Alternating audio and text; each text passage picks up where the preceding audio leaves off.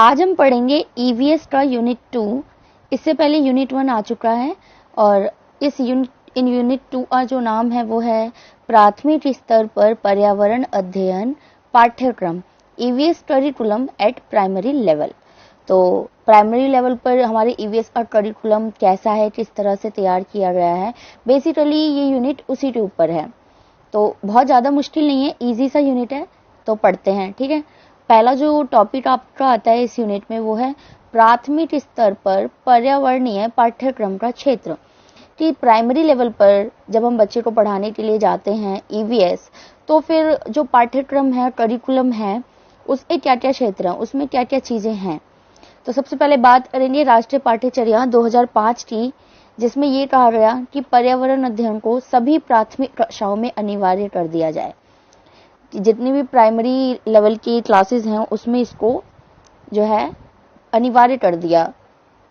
उसके बाद कि बच्चों को आसपास के वातावरण से जोड़ना, इसका जो उद्देश्य था वो ये था कि बच्चे जो है वो आसपास के वातावरण से जुड़ सके। और वो कैसे जुड़ेंगे? ईवीएस को पढ़कर।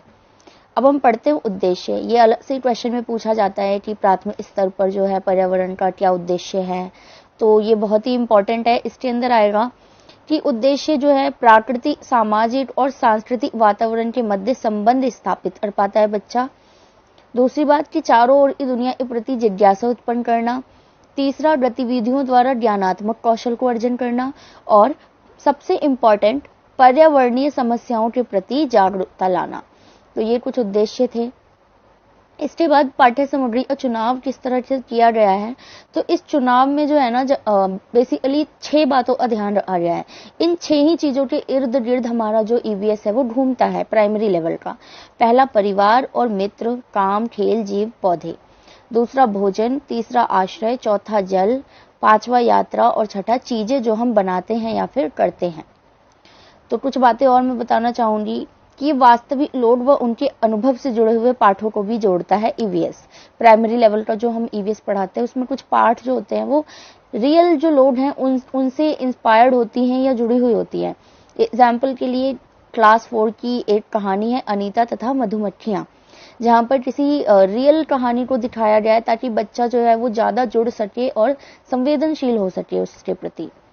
दूसरी चीज की वास्तविक घटनाओं या कहानियों को पाठों में लाया गया है। एग्जाम्पल के लिए कक्षा 4 में जो है एक चैप्टर है विद्यालय जाना, जिसमें वास्तविक स्थानों का वर्णन किया गया है कि कहाँ पे जो बच्चे हैं, कौन सी जगह के बच्चे किन किन समस्याओं का सामना करते हुए स्कूल जा रहे हैं। कैसे कुछ बच्चे पुल से जा रहे हैं, कुछ बच्चे नाव में बैठ के जा रहे हैं, तो कुछ पहाड़ों पे पर्वतों से आ रहे हैं। तो ये जो है ना वास्तविक घटनाओं और कहानियों से भी संबंधित होती हैं। एक और पार्ट है जो दीवार के पार, वो भी वास्तविक घटना। अगला जो हमारा टॉपिक है वो है पर्यावरण अध्ययन और भाषा। और इसका मतलब पर्यावरण अध्ययन का भाषा व गणित शिक्षण के साथ सहसंबंध है हमारा टॉपिक। तो सबसे पहले जो हम देखेंगे कि जो हमारा ईवीएस है पर्यावरण, उसे हम भाषा के साथ कैसे लिंकअप करेंगे। भाषा जो होती है हमारी इंग्लिश हो गई या हिंदी, और गणित यानी मैथ के साथ। तो सबसे पहले भाषा के साथ देख लेते हैं कि भाषा और पर्यावरण का क्या लिंकअप है। पहली बात कि पर्यावरण अध्ययन के छात्र अभिव्यक्ति के मामले में असशक्त होते हैं। कि जो ईवीएस के स्टूडेंट्स होते हैं उनको उनका लैंग्वेज पे कमांड नहीं होता। उन्हें बेसिकली कॉन्सेप्ट तो क्लियर होता है, लेकिन लिखना कैसे है या समझाना कैसे है, शब्दों की कई बार उन्हें कमी हो जाती है क्योंकि वो भाषा पर ध्यान नहीं दे पाते हैं। तो ये गलत बात है, यहाँ पे भाषा अर्जन होना बहुत जरूरी है। दूसरा, विज्ञान के सही ढंग से प्रस्तुत करने के लिए स्पष्ट व्यक्ति या व्यक्त करना भी आवश्यक है। हाँ जी, क्योंकि हम ईवीएस को विज्ञान मानते हैं तो इसलिए यहाँ पे विज्ञान शब्द का प्रयोग किया गया है। देखिए, जो बच्चा विज्ञान पढ़ता है या मैथ्स पढ़ता है तो वो प्रैक्टिकल्स पे जोर देता है ज्यादातर। साइंस में भी बच्चा क्या करता है कि एक शब्द लिख दिया और बस क्लियर हो गया, वो ज्यादा इलेबोरेट नहीं करता चीजों को। तो मतलब मान लीजिए आपको कोई चीज आती है एज अ टीचर, आपको पता है कि ग्रेविटेशन क्या है, लेकिन सिर्फ ग्रेविटेशन की डेफिनेशन भर बोल देना काफी नहीं होता ना। हम ग्रेविटेशन को और किस तरीके से बच्चे को समझाएं, इसके लिए ना हमारे पास भाषा होना, वोकैबुलरी अच्छी होना बहुत जरूरी है। यही यहाँ पे बोला गया है। इसके लिए हम क्या कर सकते हैं, भाषा अच्छी हो जाए ईवीएस के मामले में।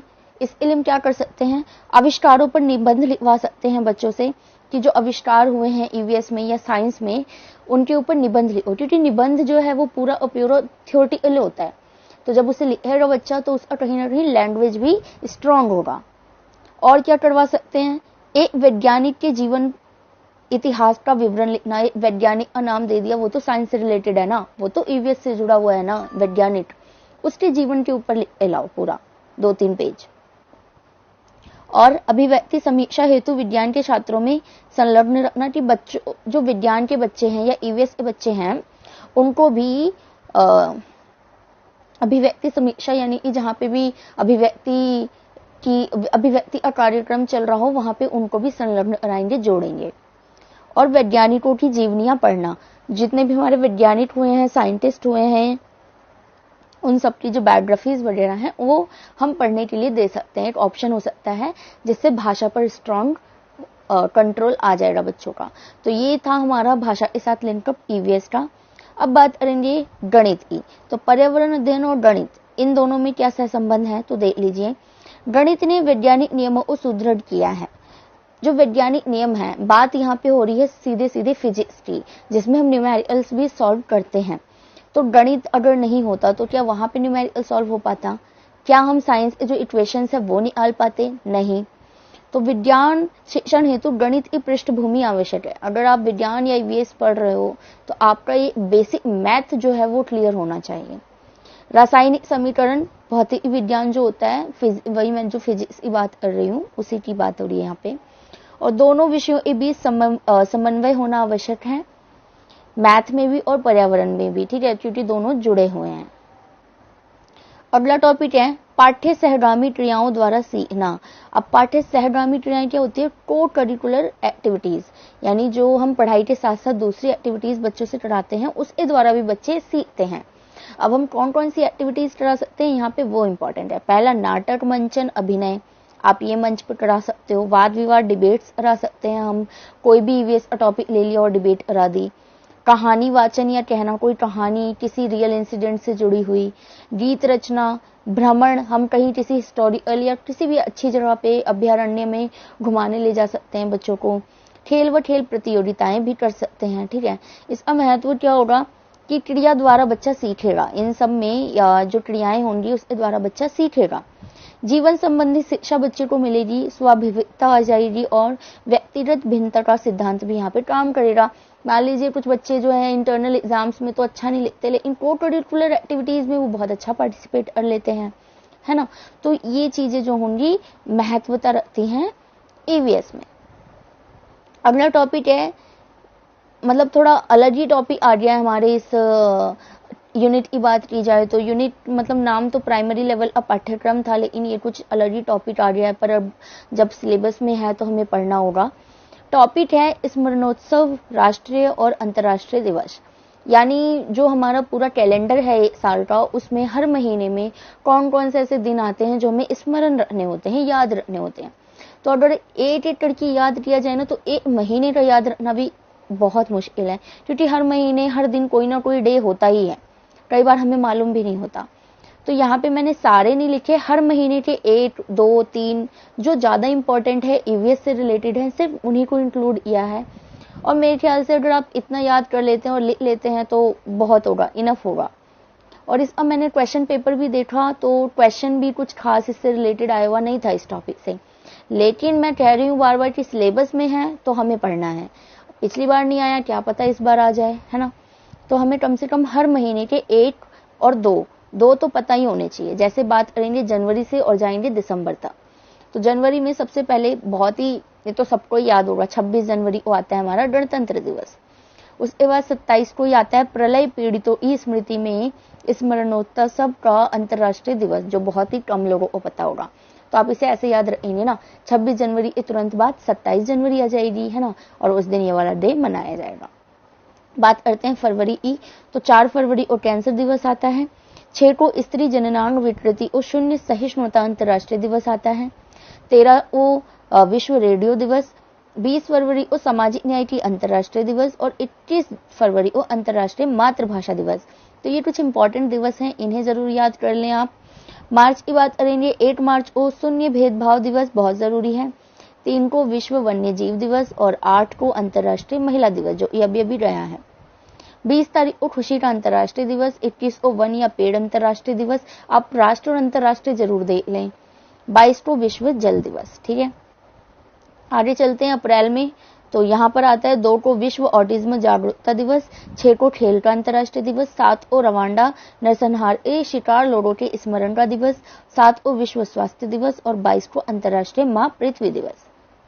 आगे चलते हैं मई में अगर 3 मई की बात की जाए तो विश्व प्रेस स्वतंत्रता दिवस, 8 और 9 के बीच में मनाया जाता है द्वितीय विश्व युद्ध में अपनी जान गंवाने वाले लोगों का स्मरण दिवस, और 17 को विश्व दूरसंचार और सूचना सोसाइटी दिवस। ठीक है, जून में है पहले 1 जून को आएगा विश्व माता पिता दिवस, 5 जून को विश्व पर्यावरण दिवस और 21 जून को योगा दिवस। ठीक है ना। जुलाई की बात करें तो जुलाई में जो सबसे इम्पोर्टेंट आता है 11 जुलाई को जनसंख्या दिवस, और अगस्त में 15 अगस्त को स्वतंत्रता दिवस, ये सबको पता है। सितंबर में 5 को शिक्षक दिवस और 8 को अंतर्राष्ट्रीय साक्षरता दिवस।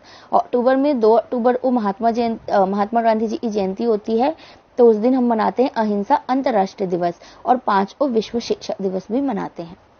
नवंबर में 14 नवंबर को हम मनाते हैं विश्व मधुमेह दिवस, 19 को विश्व शौचालय दिवस और 25 को महिलाओं के खिलाफ हिंसा उन्मूलन अंतर्राष्ट्रीय दिवस। दिसंबर की बात करें आखिरी महीने की, तो 8 दिसंबर को ही आ जाता है विश्व एड्स दिवस, 5 को विश्व मिट्टी दिवस और 11 को अंतर्राष्ट्रीय पर्वत दिवस। तो ये थे कुछ जरूरी दिवस जो हमारे लिए स्मरण करने योग्य होते हैं। उसके बाद आता है हमारा अगला टॉपिक इस यूनिट का, वो है महान नेताओं का जीवन व कार्य। अब ये भी कुछ हटके टॉपिक है, यहाँ पे कुछ आपके फेमस ऐसे आइडल पर्सन के नाम हैं, और जो कि सिलेबस में है मैंने सिर्फ उन्हीं को लिया है, क्योंकि मैं बता दूं ये बहुत इंपॉर्टेंट है। 100% यहाँ से क्वेश्चन आना है, चाहे वो झांसी की रानी का पूछ ले, ठीक है, चाहे वो महात्मा गांधी का पूछ ले, चाहे जवाहरलाल नेहरू का पूछ ले, वो एक ना एक जरूर पूछेगा, और हर बार पूछा है। मैंने सारे क्वेश्चन पेपर देखे हैं, हर बार इसका क्वेश्चन आया हुआ है। तो आप इस टॉपिक को जरूर तैयार करें। मैं यहाँ पे 6 के 6 नामों को डिफाइन करूंगी। नोट्स हैं इसलिए मैं बहुत ज्यादा डिफाइन नहीं कर सकती। आप उन नोट्स को यूज करके कैसे आप अपना आंसर प्रिपेयर करेंगे, ये आपके ऊपर डिपेंड करता है। तो सबसे पहले आएंगे हमारे महात्मा गांधी जी, जिनके बारे में बेसिक नॉलेज दे देती हूँ। जन्म हुआ था 2 अक्टूबर 1869 को काठियावाड़ के पोरबंदर में। इनका जीवन दर्शन जो है वो 4 चीजों पर आधारित था: सत्य, अहिंसा, निर्भयता और सत्याग्रह, और यही इनके हथियार भी थे। तो आप इन्हीं चीजों को इलेबोरेट करके लिखते जाएंगे, पेपर में आएगा, जरूर आएगा, इसमें से जरूर आएगा। स्वतंत्रता संग्राम में इनकी अहम भूमिका रही थी, और ये भारत के राष्ट्रपिता भी कहलाए। शैक्षिक दर्शन की अगर बात करें तो इन्होंने कहा था कि 7 से 14 वर्ष के बालकों को निःशुल्क व अनिवार्य शिक्षा देनी चाहिए। शिक्षा में इन्होंने मातृभाषा पर बल दिया था। साक्षरता को शिक्षा नहीं कहा जा सकता, ऐसा इन्होंने कहा था। शिक्षा द्वारा मानवीय गुणों का विकास करना चाहिए, और हस्तशिल्प को भी बढ़ावा दिया था महात्मा गांधी ने। अगला जो हमारे पास लेजेंड आता है वो है रानी लक्ष्मीबाई, नाम तो सुना ही होगा। जन्म हुआ था 19 नवंबर 1835 को काशी में। ये भी हमारी स्वतंत्रता सेनानी रही हैं। झांसी के राजा गंगाधर राव से विवाह के पश्चात इनको एक पुत्र हुआ था, जिसकी पर 4थे माह में ही मृत्यु हो गई थी। 4 महीने का हुआ था बेटा और मृत्यु हो गई। राजा के देहांत के उपरांत लॉर्ड डलहौजी ने जबरदस्ती झांसी को पाना चाहा। अंग्रेजों ने दत्तक पुत्र दामोदर को उत्तराधिकारी नहीं माना, यानी अस्वीकार कर दिया। उसके बाद लक्ष्मीबाई ने क्या किया, अंग्रेजों से भिड़ने की ठान ली, और फिर आपको पता ही है कि क्या हुआ, वो वीर गति को चल बसी। तो इनके ऊपर जो है सुभद्रा कुमारी चौहान ने जो एक कविता लिखी हुई है, खूब लड़ी मर्दानी वह तो झांसी वाली रानी थी, एनसीईआरटी में भी लगा हुआ है, ये तो आपको पता ही हो। तो इन चीजों को लिख कर थोड़ा हम अपना आंसर प्रिपेयर कर सकते हैं। क्वेश्चन ऐसे आता है कि कोई भी नाम दे देंगे आपको, भगत सिंह मान लो दे दिया, और फिर लिख देंगे भगत सिंह की भूमिका पर प्रकाश डालिए, बस सिंपल सा क्वेश्चन। अब इसके अंदर आपको सारी चीजें लिखनी है जो भी आपको आती हैं, और जो नहीं भी आती तो आप बना कर थोड़ा बहुत उसमें ऐड करेंगे ही करेंगे। तो बात करते हैं भगत सिंह की। जन्म हुआ था 28 सितंबर 1907 को। पिता थे सरदार किशन और माता थी विद्यावती कौर।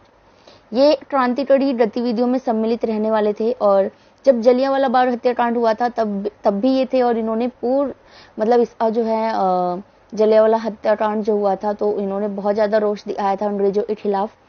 ये हिंसक तरीकों से स्वतंत्रता की लड़ाई लड़ते थे। जैसे हमारे महात्मा गांधी एक तरफ अहिंसा को मानते थे, तो ये इनका मानना था कि ऐसे आराम से बैठने से अंग्रेज नहीं जाएंगे।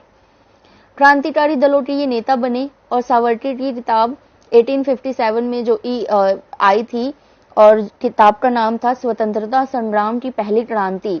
ये किताब से ये बहुत ज्यादा प्रेरित थे भगत सिंह। 23 मार्च 1931 को 2 अन्य साथी ने फांसी दे दी गई थी ब्रिटिश सरकार के तहत।